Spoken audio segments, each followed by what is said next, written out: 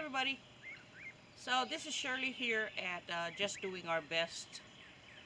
I'm making this video in response to Homan's Homestead, who asked us to um, make a video.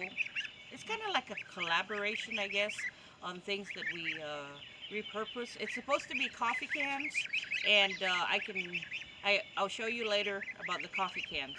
But I did want to show you some of the things that we have repurposed and reused. As you can see behind me, we have these 55-gallon drums that we got from hospital when I used to work there. The maintenance manager um, said that it was used for laundry detergent when they ordered laundry detergent for, the bed sheets and pillowcases, towels, things there at the hospital. And all they were going to do was just throw it away. So we made good use of it, took it home, cut it in half, and used it as our grow bed. As you can see, we've got peppers, eggplants, potatoes, beans growing inside it. And I'll show you what else we've done with it. Okay, here we've got another one of them 55-gallon drums that my husband just cut and made holes there to use as a strawberry bed. And we've got strawberries growing in it right now. We had more strawberries than this, but we've transplanted some of them. We also have one tomato. I don't know how it got there, but it's growing. As you can see right there that the strawberry is flowering right now. Here's another one. So another thing we did with the 55-gallon drums, we painted it green, and we bought this little crank thing. Gas pump. Gas pump. Gas crank pump. Gas crank pump. And we have filled this up with fuel. So back when the fuel price went up, we decided to go ahead and fill this up while the prices were still at $2 and something cents, and then and it saved us money in the long run, because not long after that it went up to close to $5 a gallon. So this is another thing that we used. We repurposed the 55-gallon drums for. We just got this at Tractor Supply for $57, and the hose, this was just an old pump that we had. This part. Alright, since I'm usually out here by myself, I just put this clamp on it. Start rolling. Rolling. Get them doggies rolling, rawhide.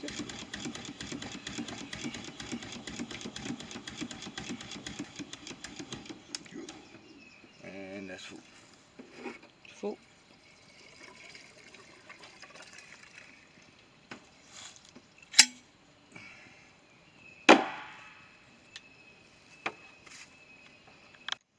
Alright, and here's another thing. So my husband cut the top, removed the top and the bottom of the drum, and it was flat once upon a time when he heated it up and flattened it, but then over the years, when we put it back out when we're not using it, we did not put anything on top of it to keep it flat, so that's why it's a little curled up. But we use this to slide things around the house. So this, as you can see, if you try to put a dolly under this, it's manageable, but it's very hard and awkward. It's just too big to, get the dolly and, try to tilt it and then drag across the yard. So what I did is, used to be a firefighter, and we had emergency sleds that we pull people on. So it also good for pulling real heavy stuff like this around. when you ain't got no other way of. I'll show you an example over here. You go ahead and talk to me. Are you are? Okay, so we're here in a tight place. So yeah, this is great for getting into tight places. You know, what you do is you just mash it down with your feet.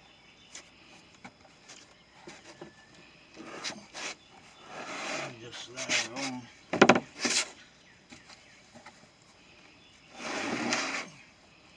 This thing's over 100 pounds easy. Alright, hold on.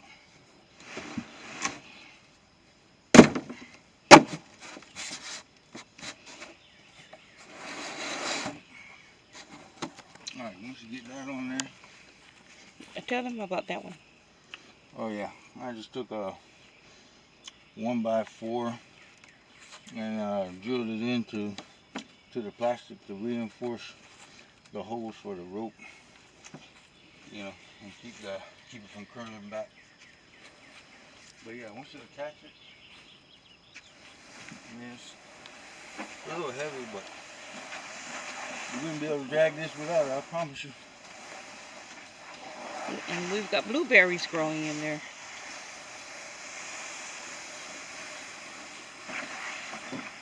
So we just use it to transport from one end to the other. And I don't know where he's going to put it. You can also put a riding lawnmower. Yeah, that's right. He's attached it to the riding lawnmower before and pulled it with the riding mower. All right. What? Let's see, where do I want that? That's the blueberries. How about we just put it in between those trees there? Those trees over there. Okay. Oh Lord. Okay.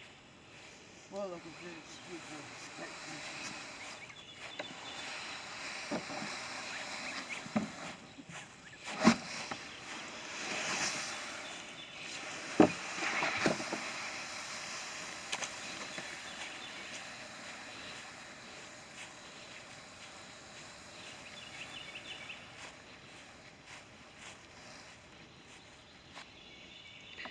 then when you get to your final destination, like the moon, just slide them right off.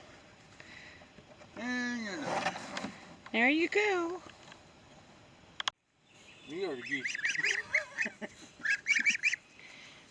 So eventually we will be using the 55-gallon drums to convert into housing for Goose and Maverick here.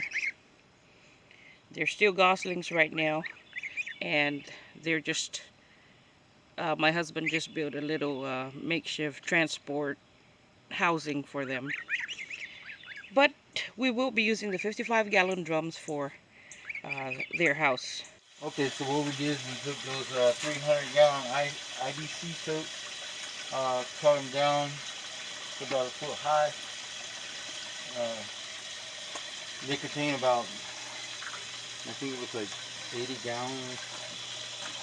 Put rocks in it. Water flows. It's got a siphon down here. A bell siphon. There's a bell siphon that when it gets up so high, it drains and then refills, and it just keeps doing like that over and over and over. A U bell siphon, right? Something like that. Yeah, they have different kinds. Yeah, so this is also repurposed. And while we are in here, so in one of my videos when I was cleaning out the greenhouse, well, I had a coffee can, and what I do with this is I take the, well, I'll attach the video so you can see it. But you can use a coffee can. I have two, what you want something metal, of course, so it doesn't burn. But I have two here. Actually have another one right here for when I smoke out the greenhouse again. And here's, oh, there's the coffee can. Okay, yeah, so I have 5 altogether. So I use this and to smoke out the greenhouse. I will attach that video.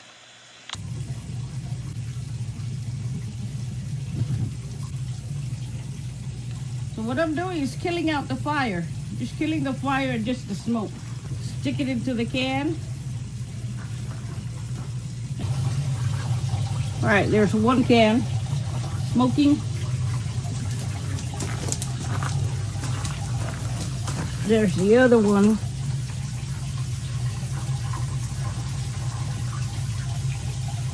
So it's getting smoky in here already. There's the other one. So I'm just going to close the door, give it a few hours, about maybe 2 hours.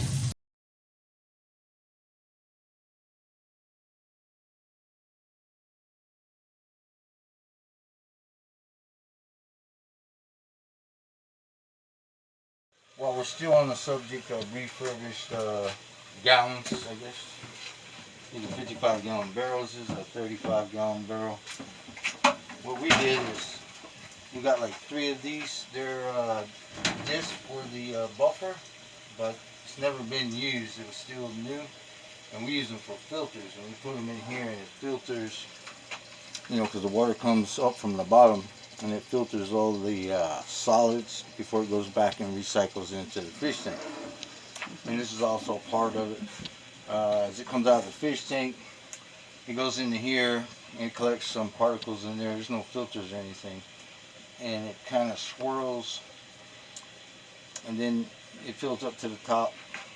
It comes here and it does the same thing. As you can see, that pipe goes all the way down again. You can see there's some collection there that we can get out, solids.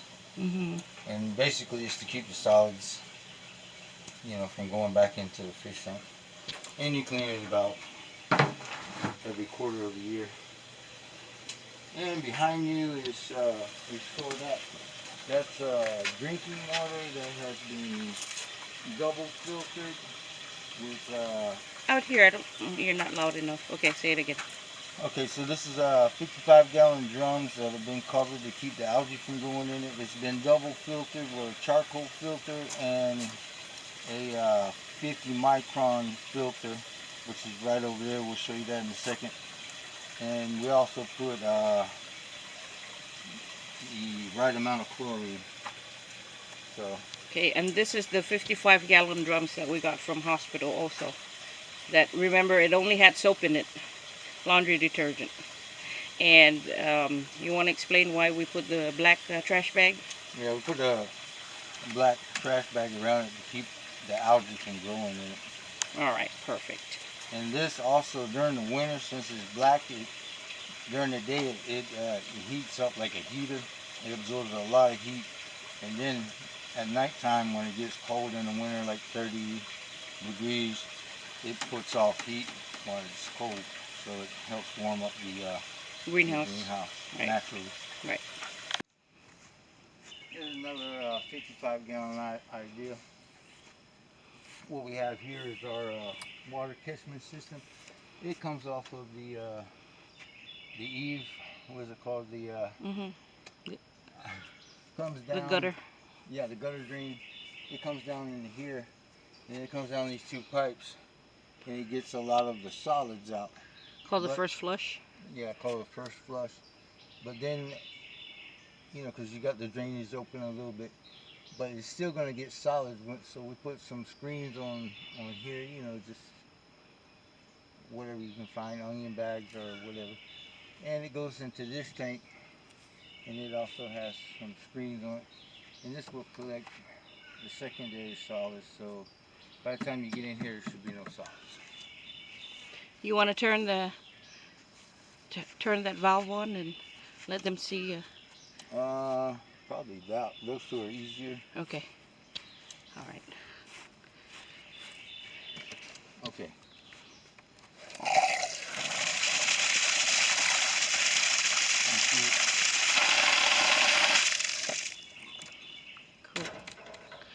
So this, of course, is not going to be used for drinking unless we just absolutely have to. This is more like for shower and washing dishes and toilet. He got me, guys. He got me. And toilet flushing, things like that. So that's another use of the IBC totes. We have 4 IBC totes right now that's being used for the water catchment, and we've got a couple more that we will be installing on another side of the property. Okay, so another use that we used the coffee can for, the big size coffee can, was for housing Trump in. Trump is now too big to fit in the coffee can, and it's so hard to find a little cave or something to put in his tank, because you know fish like to hide in little crevices or things like that, but we couldn't find any, so that's why we use the coffee can. And as I said, he's now too big. Hi baby, hi baby. He's now too big to fit in that coffee can, so we may have to find something else, a bigger PVC pipe or something like that. But there's my baby. Say hi, Trump. Say hi, Trump. Okay, so here's another thing we use the coffee cans for. Right here, as you can see, I have used oil. So when we're frying or doing something and the oil is no longer usable, we put it in here and we use it for our fires.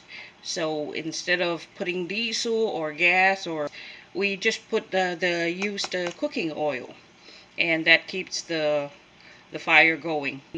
It stokes the fire, and you can get a bigger fire. So that's another thing we use the coffee cans for.